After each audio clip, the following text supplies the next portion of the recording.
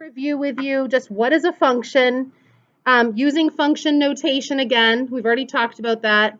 Graphing slope-intercept form. We did a little bit of that in the pre-assessment.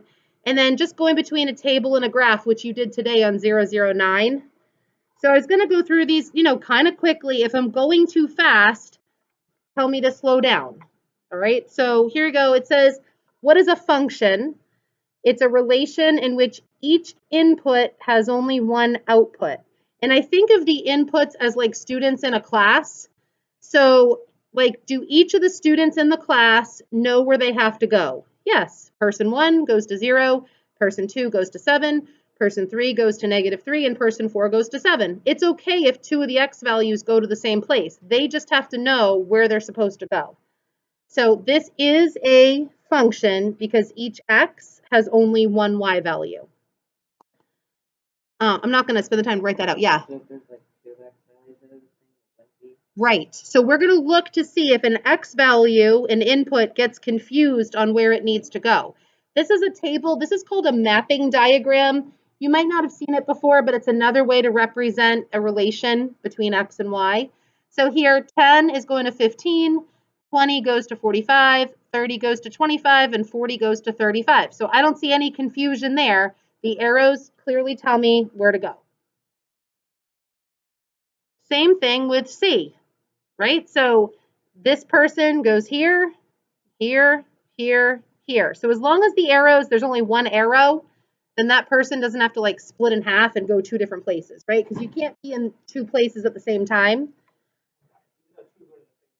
So yes, we're gonna, at the very end of this year, talk about one-to-one functions, and each y can only have one x. But for now, we want just a function.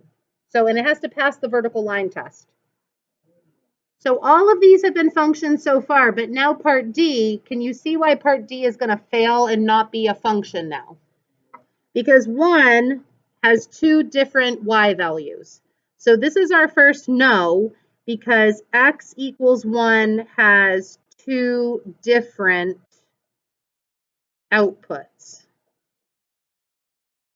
So just, being able to explain it, could you say on a test why this is not a function? Each x has to have one y.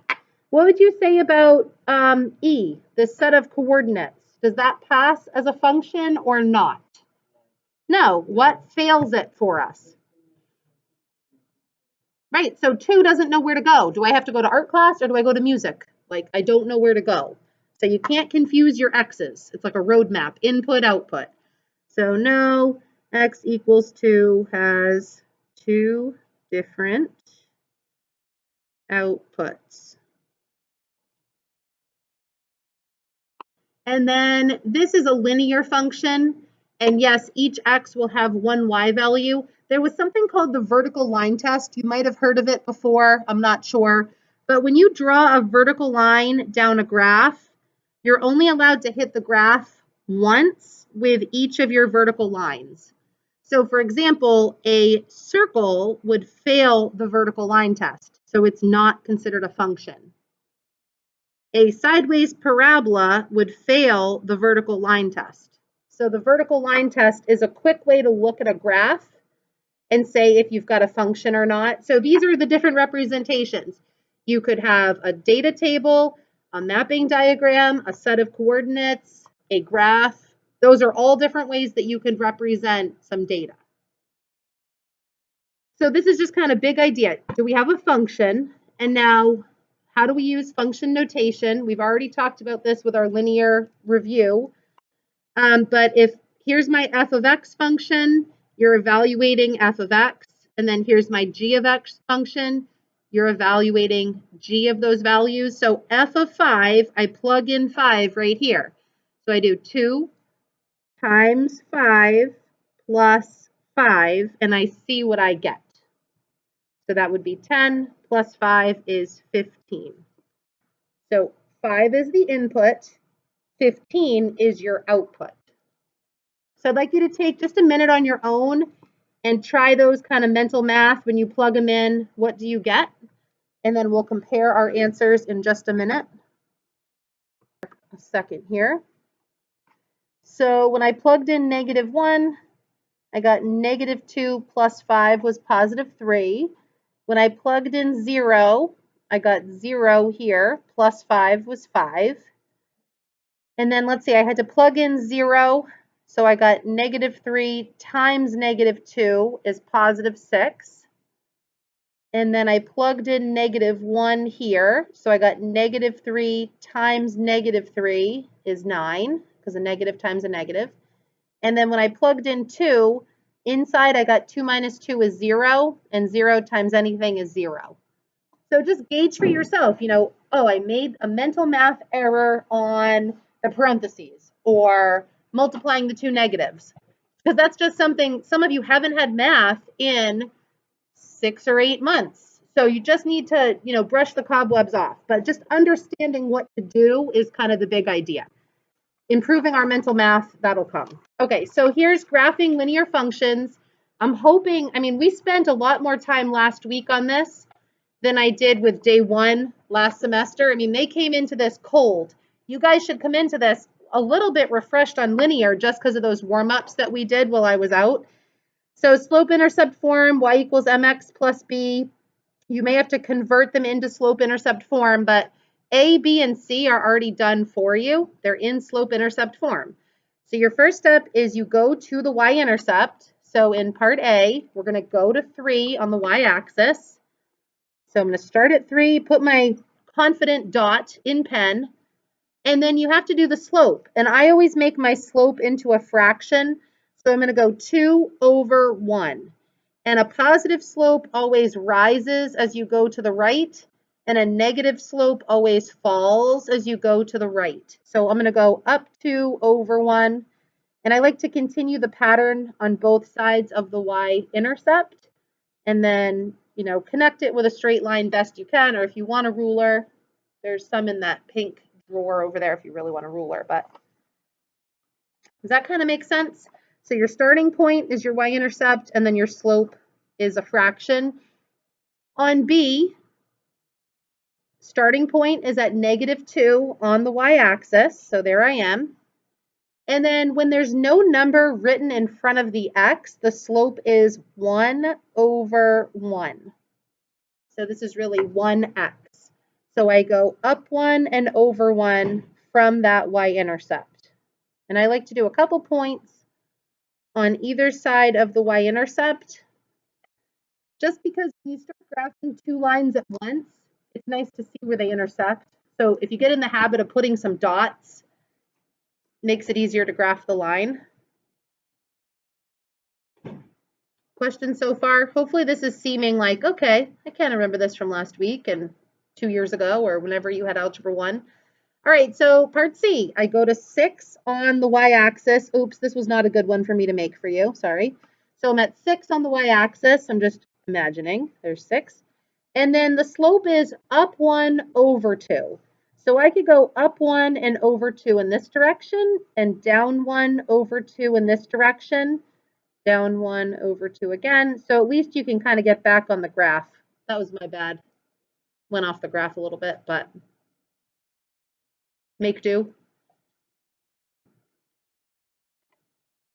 All right, those were all positive slopes. So after you graph a line, it's always good to say, hey, positive slope, rising, positive slope, rising, positive slope, rising. You always read a graph from left to right, just like you read a book. So D, E, and F, we have to put into slope-intercept form. So my first step is to get the y by itself by moving 3x to the other side. So I'm going to add 3x to both sides of the equation. So I have 2y equals 3x plus 4. I'm just going to write it down here under the graph so I have more room. And my last step would be to divide every single thing by 2. Divide by 2, divide by 2, divide by 2. So remembering how to kind of get a variable by itself.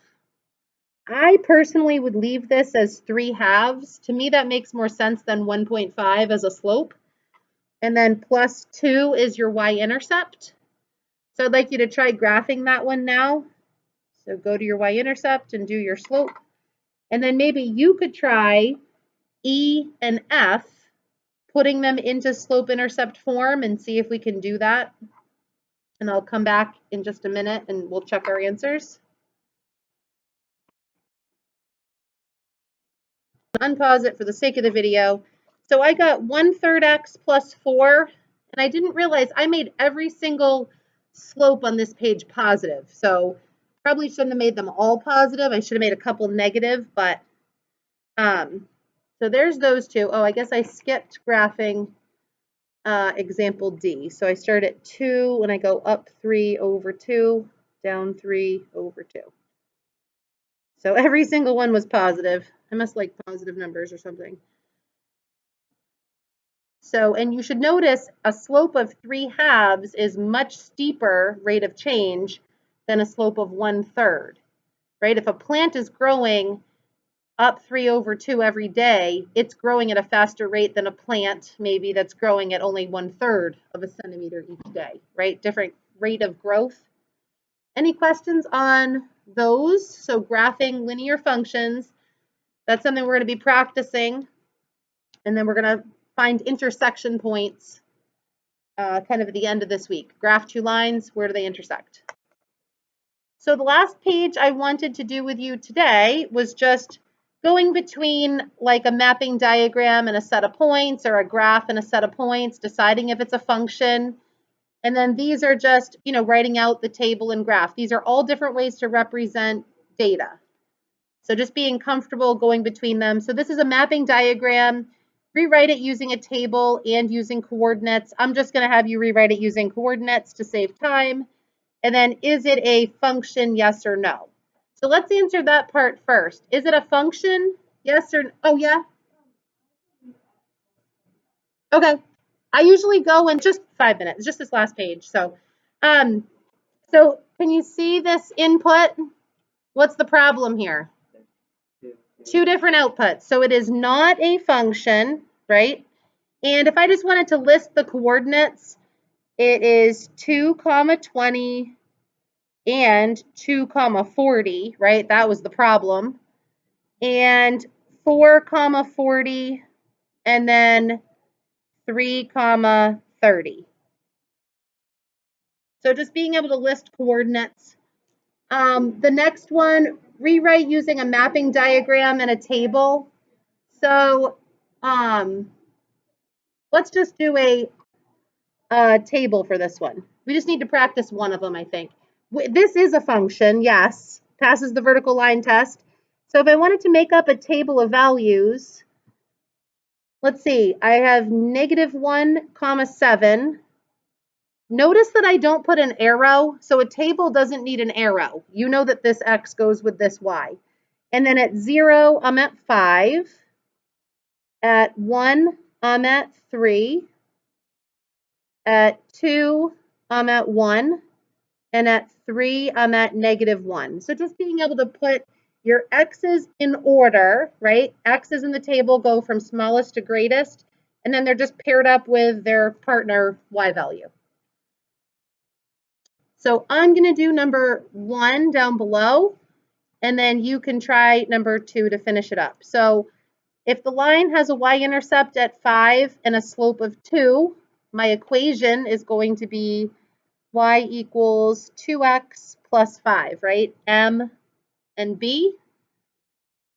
To me, it's easier for me to graph this and then do the table of values. So if I graph 2x plus 5, I'm going to start at 5 on the y-axis and then go up 2 over 1. See how I can now grab those couple points for my table? Down 2 over 1, down 2 over 1. And that way I've got 4 points that I can record to put in my table kind of easily rather than plugging them all in. So I know that it's at -2, 1, at -1, 3, 0, 5, and 1, 7. So your last task for these just last couple minutes, I'd like you to do example 2 kind of the same way. Generate a graph and a table and that verbal model. And then your homework that you could either just finish now during flex or take it home with you is 111, the back page, those 3 questions on your own, kind of as a check for understanding. You don't have to post it on Google Classroom. Unpause. So now you need to finish the back page for homework. So 111, guided practice. Thank you.